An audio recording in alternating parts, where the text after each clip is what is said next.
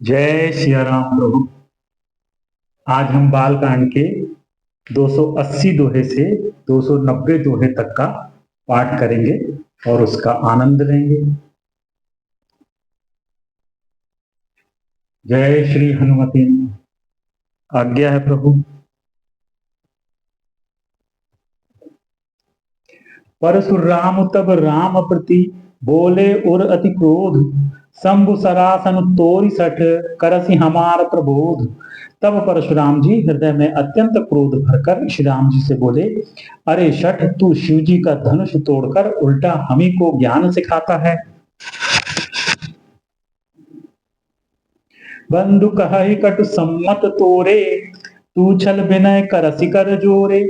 करु परितोष मोर संग्रामा, नाही त छाड़ कहाऊ रामा। तेरा यह भाई तेरी ही सम्मति से कटु वचन बोलता है और तू छल से हाथ जोड़कर विनय करता है। या तो युद्ध में मेरा संतोष कर, नहीं तो राम कहलाना छोड़ दे। छलु तजी करहि समरु शिव द्रोही, बंधु सहित न तमारहु तोही। भृगुपति बकहि कुठार उठाए, मन मुस्काहि राम सिर नाए। अरे शिवद्रोही, छल त्याग कर मुझसे युद्ध कर, नहीं तो भाई सहित तुझे मार डालूंगा। इस प्रकार परशुराम जी कुठार उठाए बक रहे हैं और श्री रामचंद्र जी सिर झुकाए मन ही मन मुस्कुरा रहे हैं। गुनाह लखन कर हम पर रोषु, कतहु सुधायु ते बड़ दोषु। टेढ़ जानि सब बंदई काहू, वक्र चंद्र महि ग्रसई न राहू। श्री रामचंद्र जी ने मन ही मन कहा, गुनाह दोष तो लक्ष्मण का और क्रोध मुझ पर करते हैं। कहीं कहीं सीधेपन में भी बड़ा दोष होता है। टेढ़ा जानकर सब लोग किसी की भी वंदना करते हैं। टेढ़े चंद्रमा को राहु भी नहीं ग्रसता। राम कहे उरिस तजिय मुनीसा, कर कुठारु आगे यह सीसा। जहि रिस जाई करिय सोई स्वामी, मोहि जानी आपन अनुगामी। श्री रामचंद्र जी ने प्रकट कहा, हे मुनीश्वर, क्रोध छोड़िए, आपके हाथ में कुठार है और मेरा यह सिर आगे है। जिस प्रकार आपका क्रोध जाए हे स्वामी, वही कीजिए। मुझे अपना अनुचर दास जानिए। प्रभु सेवक ही समरवस, तजहु विप्रबर रोस। बेश बिलो के कहेस कछु, बाल कहू नहीं दोष। स्वामी और सेवक में युद्ध कैसा। हे ब्राह्मण श्रेष्ठ, क्रोध का त्याग कीजिए। आपका वीरों का सा वेश देखकर ही बालक ने कुछ कह डाला था। वास्तव में उसका भी कोई दोष नहीं।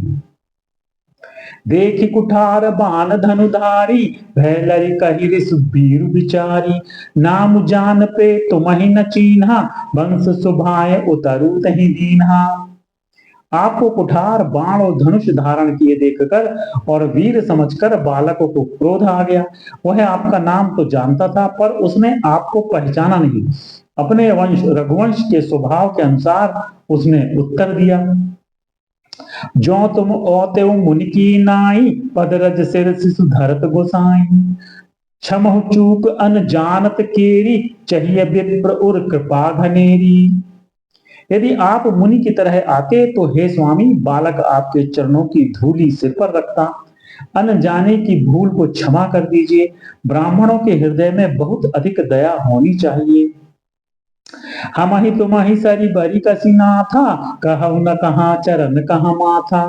राम मात्र लघु नाम हमारा, परसु सहित बड़ नाम तुहारा। हे नाथ, हमारी और आपकी बराबरी कैसी।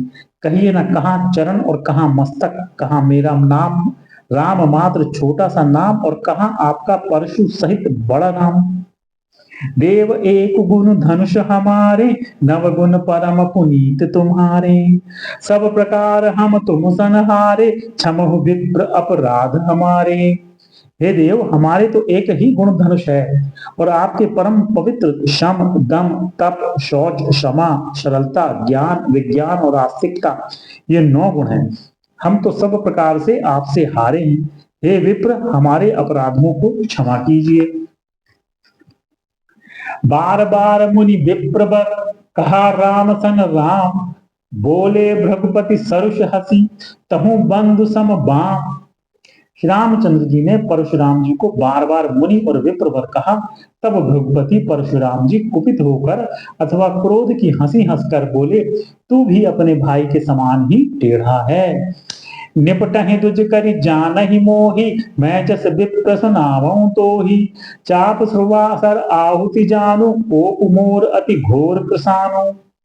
तू मुझे निरा ब्राह्मण ही समझता है, मैं जैसा विप्र हूं तुझे सुनाता हूं।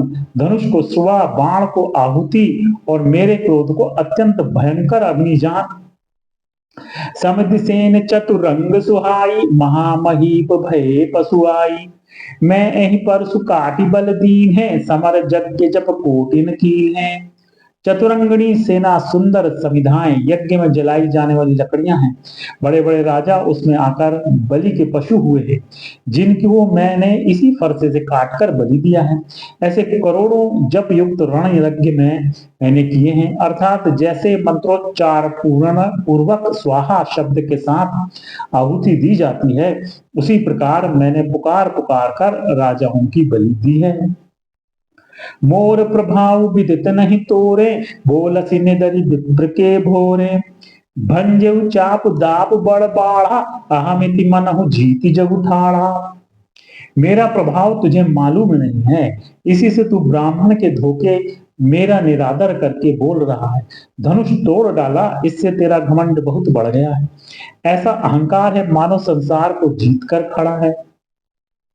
राम कहा मुनि कहु विचारी, रिस अति बड़ी लघु चूक हमारी। छुअत ही टूट पिनाक पुराना, मैं कही कहे तो करो अभिमाना। रामचंद्र जी ने कहा, है मुनि विचार कर बोलिए, आपका क्रोध बहुत बड़ा है और मेरी भूल बहुत छोटी है। पुराना धनुष था, छूते ही टूट गया, मैं किस कारण अभिमान करूं। जो हम निदरहि विप्र बदी, सत्य सुनहु भृगुनाथ। तो असको जग सुबटु जही, भय बस नावहि मात। हे भृगुनाथ, यदि हम सचमुच ब्राह्मण कहकर निरादर करते हैं तो यह सत्य सुनिए, फिर संसार में ऐसा कौन योद्धा है जिसे हम डर के मारे मस्तक नवाएं। देव दनुज भूपति भट नाना, समबल अधिक हो बलवाना। जौरन हम ही पचारे कौ, लरहि सुखेन कालु किन्हु। देवता, दैत्य, राजा या बहुत से योद्धा, वे चाहे बल में हमारे बराबर हों चाहे बलवान हो, यदि रण में हमें कोई भी ललकारे तो हम उससे सुखपूर्वक लड़ेंगे, चाहे काल ही क्यों ना हो। क्षत्रिय तनुधरि समरस काना, कुल कलंकुत ही पावर आना। कहूं स्वभाव न कुलही प्रशंसी, कालहु डरहि न रन रघुवंशी। क्षत्रिय का शरीर धरकर जो युद्ध में डर गया, उस नीच ने अपने कुल पर कलंक लगा दिया। मैं स्वभाव से ही कहता हूं, कुल की प्रशंसा करके नहीं, कि रघुवंशी रण में काल से भी नहीं डरते। विप्र वंश के असी प्रभुताई, अभय होई जो तुम्हें डराई। सुनि मृदु गूढ़ वचन रघुपति के, उघरे पटल पर सुधर मति के। ब्राह्मण वंश की ऐसी ही प्रभुता महिमा है कि जो आपसे डरता है वह सबसे निर्भय हो जाता है, अथवा जो भय रहित होता है वह भी आपसे डरता है। श्री रघुनाथ जी के कोमल और रहस्यपूर्ण वचन सुनकर परशुराम जी की बुद्धि के पर्दे खुल गए। राम रमापति घर धन लेहु, खेचहु मिटे मोर संदेहु। देत चाप आप ही चली गयऊ, परशुराम मन विस्मय भयऊ। परशुराम जी ने कहा, हे राम, हे लक्ष्मीपति, धनुष को हाथ में अथवा लक्ष्मीपति विष्णु का धनुष लीजिए और इसे खींचिए, जिससे मेरा संदेह मिट जाए। परशुराम जी धनुष देने लगे, तब वह आप ही चला गया। तब परशुराम जी के मन में बड़ा आश्चर्य हुआ। जाना राम प्रभाव तब, पुलक प्रफुल्लित गात। जोरी पानी बोले वचन, हृदय न प्रेम समा अमात। तब उन्होंने श्री राम जी का प्रभाव जाना, जिसके कारण उनका शरीर पुलकित और प्रफुल्लित हो गया। वे हाथ जोड़कर वचन बोले, प्रेम उनके हृदय में समाता न था। जय रघुवंश बनज बन भानु, गहन दनुज कुल दहनक सानु। जय सुर विप्र धेनु हितकारी, जय मद मोह पोह भ्रमहारी। हे रघुकुल रूपी कमल वन के सूर्य, हे राक्षसों के कुल रूपी घने जंगल को जलाने वाले अग्नि आपकी जय हो। हे देवता ब्राह्मण और गो का हित करने वाले आपकी जय हो। हे मद मोह क्रोध और भ्रम के हरने वाले आपकी जय हो। विनयशील करुणा गुण सागर, जयति बचन रचना अति नागर। सेवक सुखद सुभग सब अंगा, जय शरीर छवि कोटि अनंगा। हे विनयशील कृपा आदि गुणों के समुद्र और वचनों की रचना में अत्यंत चतुर आपकी जय हो। हे सेवकों को सुख देने वाले सब अंगों से सुंदर और शरीर में करोड़ों कामदेवों की छवि धारण करने वाले आपकी जय हो। करो का मुख एक प्रशंसा, जय महेश मन मानस हंसा। अनुचित बहुत कहूं अज्ञाता, क्षमहु क्षमा मंदिर दो भ्राता। मैं एक मुख से आपकी क्या प्रशंसा करूं। हे महादेव जी के मन रूपी मान सरोवर के हंस, आपकी जय हो। मैंने अनजान में आपको बहुत से अनुचित वचन कहे। हे क्षमा के मंदिर दोनों भाई, मुझे क्षमा कीजिए। कही जय जय जय रघुकुल केतु, भृगुपति गए बनहि तप हेतु। अप भय कुटिल महीप डराने, जहां तहां कायर गवहि पराने। हे रघुकुल के पताका स्वरूप श्री रामचंद्र जी, आपकी जय हो जय हो जय हो। ऐसा कहकर परशुराम जी तप के लिए वन को चले गए। यह देखकर दुष्ट राजा लोग बिना ही कारण के मन कल्पित डर से रामचंद्र जी से तो परशुराम जी भी हार गए। हमने इनका अपमान किया था, अब कहीं ये उसका बदला न लें, इस व्यर्थ के डर से डर गए। वे कायर चुपके से जहां तहां भाग गए। देवन दीन दुदुम्बी प्रभु, पर बरसहि फूल। हर्षे पुर नर नारी सब, मिटी मोहमय सूल। देवताओं ने नगाड़े बजाए, वे प्रभु के ऊपर फूल बरसाने लगे। जनकपुर के स्त्री पुरुष सब हर्षित हो गए। उनका मोहमय अज्ञान से उत्पन्न शूल मिट गया। अति गह गहे बाजने बाजे, सब ही मनोहर मंगल साजे। जूत जूत मिली सुमुख सुनयनी, करहि गान कल कोकिल बयनी। खूब जोर से बाजे बजने लगे, सभी ने मनोहर मंगल साज सजे। सुंदर मुख और सुंदर नेत्रों वाले तथा कोयल के समान मधुर बोलने वाली स्त्रियां झुंड की झुंड मिलकर सुंदर गान करने लगी। सुख विदेह कर बरन न जाई, जन्म दरिद्र मनहु निधि पाई। विगत त्रास भई सीय सुखारी, जनु विधु उदय चकोर कुमारी। जनक जी के सुख का वर्णन नहीं किया जा सकता, मानो जन्म का दरिद्री धन का खजाना पा गया हो। सीता जी का भय जाता रहा, वे ऐसी सुखी हुई जैसे चंद्रमा के उदय होने से चकोर की कन्या सुखी होती है। जनक कीन कौश कहि प्रणामा, प्रभु प्रसाद धनु भंजेउ रामा। मोहि कुत कृत कीन दुहु भाई, अब जो उचित सो कहिय गोसाई। जनक जी ने विश्वामित्र जी को प्रणाम किया और कहा, प्रभु की कृपा से श्री रामचंद्र जी ने धनुष तोड़ा है। दोनों भाइयों ने मुझे कृतार्थ कर दिया। हे स्वामी, अब जो उचित हो सो कहिए। कहा मुनि सुनु नर नाथ प्रवीणा, रहा विबाहु चाप आधीना। टूटत ही धनु भयउ विबाहु, सुर नर नाग विदित सब काहू। मुनि ने कहा, है चतुर नरेश सुनो, यूं तो विवाह धनुष के अधीन था, धनुष के टूटते ही विवाह हो गया। देवता मनुष्य नाग सब किसी को यह मालूम है। तदपि जाई तुम करहु अब, जथा वंश व्यवहार। बूझी विप्र कुल वृद्ध, गुर वेद विदित आचारु।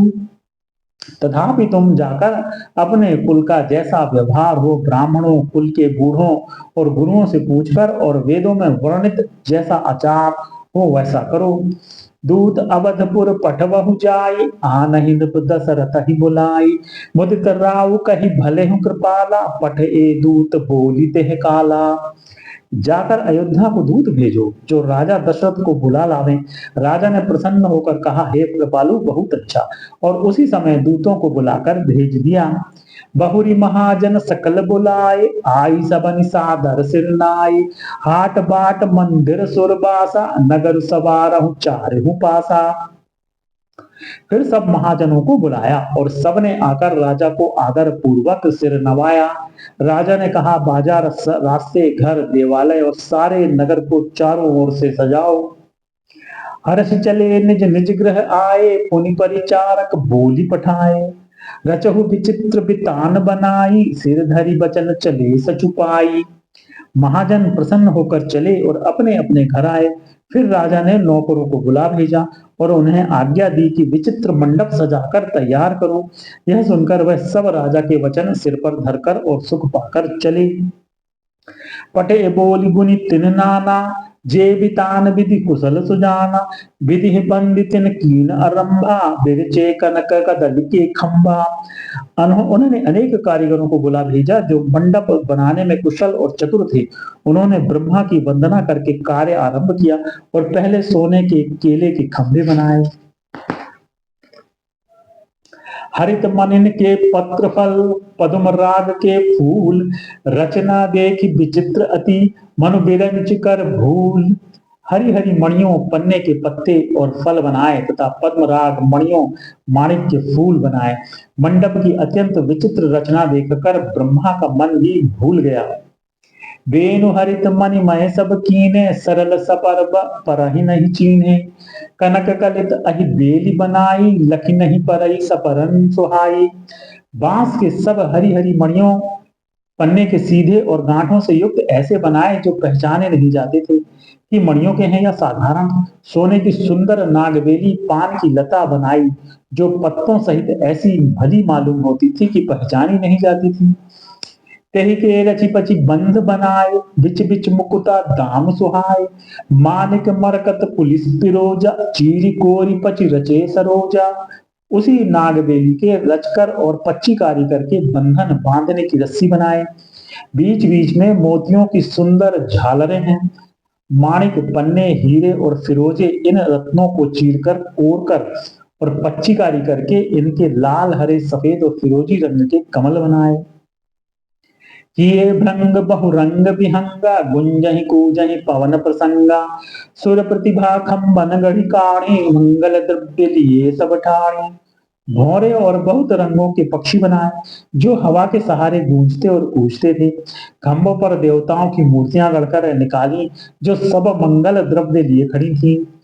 चौके भांति अनेक पुराए, सिंधुर मणिमय सहज सुहाए। गज मुक्ताओं के सहज सुहावने अनेकों तरह के चौक पुराए। सौरभ पल्लव सुभग सुठी, किए नीलमणि कोरी। हेम बौर मरकत घवरी, लसत पाटमय डोरी। नीलमणि को कोरकर अत्यंत सुंदर आम के पत्ते बनाए। सोने के बौर आम के फूल और रेशम की डोरी से बंधे हुए पन्ने के बने फलों के गुच्छे सुशोभित हैं। रचे रुचिर्बर बंद निवारे, मनो मनोभव स्कंद संवारे। मंगल कलश अनेक बनाए, ध्वज पताक पट चमर सुहाए। ऐसे सुंदर और उत्तम बंधन वार बनाए मानो कामदेव ने फंदे सजाए हों। अनेकों मंगल कलश और सुंदर ध्वजा पताका पर्दे और चमर बनाए। दीप मनोहर मणिमय नाना, जाई न बरन विचित्र बिताना। जहि मंडप दुल्हनि बैदेही, सो बरने अति असी मति कवि के ही। जिसमें मणियों के अनेकों सुंदर दीपक हैं, उस विचित्र मंडप का तो वर्णन ही नहीं किया जा सकता। जिस मंडप में जानकी जी दुल्हन होंगी, किस कवि की ऐसी बुद्धि है जो उसका वर्णन कर सके। दूल्ह राम रूप गुण सागर, शोभितानु तिहु लोक उजागर। जनक भवन के शोभा जैसी, ग्रह ग्रह प्रतिपुर देखिए तैसी। जिस मंडप में गुण रूप और गुणों के समुद्र श्री रामचंद्र जी दूल्हे होंगे, वह मंडप तीनों लोगों में प्रसिद्ध होना ही चाहिए। जनक जी के महल की जैसी शोभा है, वैसी ही शोभा नगर के प्रत्येक घर की दिखाई देती है। जही तेरे होती तेही समय निहारी, तेही लघु लगहि भुवन दस चारी। जो संपदा नीच ग्रह सोहा, सो बिलोक सुर नायक मोहा। उस समय जिसने तिरहुत को देखा, उसे 14 भुवन तुच्छ जान पड़े। जनकपुर में नीच के घर भी उस समय जो संपदा सुशोभित थी, उसे देखकर इंद्र भी मोहित हो जाता था। बसई नगर जही लक्ष्य करी, कपट नारी बर बेश। तेहीपुर के शोभा कहत, सकुचहि सारद शेष। जिस नगर में साक्षात लक्ष्मी जी कपट से स्त्री का सुंदर वेश बनाकर बसती हैं, उस पुर की शोभा का वर्णन करने में सरस्वती और शेष भी सकुचाते हैं। पहुंचे दूत रामपुर पावन, हर्षे नगर बिलोकी सुहावन।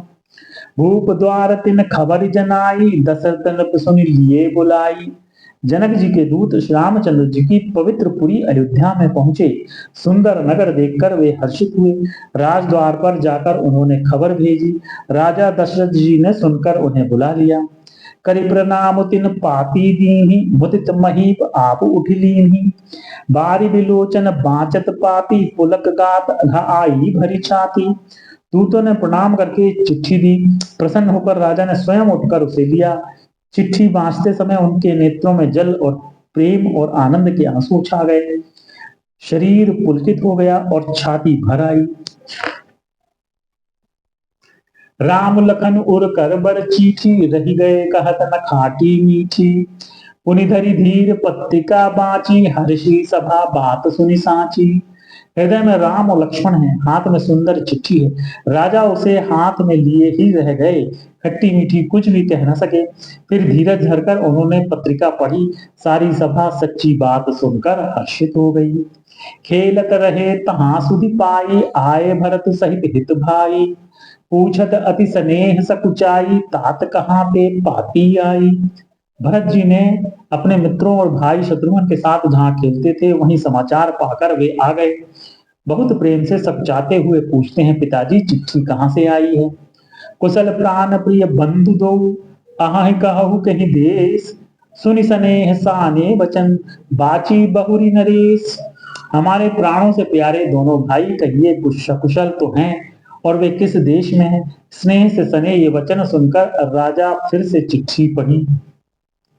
जय श्री राम। यहाँ पर हम विश्राम लेंगे। कल पुनः बालकांड के 290 दोहे से 300 दोहे तक का पाठ करेंगे और उसका आनंद लेंगे।